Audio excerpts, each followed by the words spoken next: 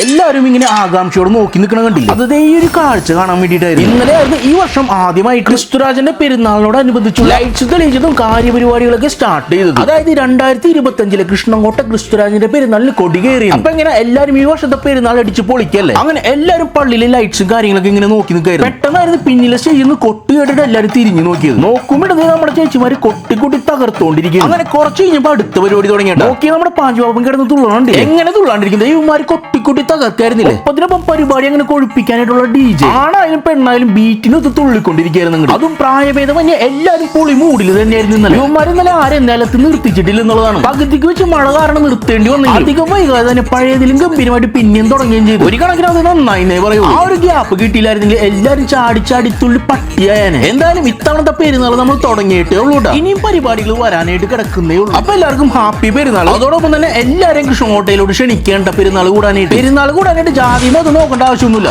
ആർക്ക് വേണമെങ്കിലും വരാട്ടാ.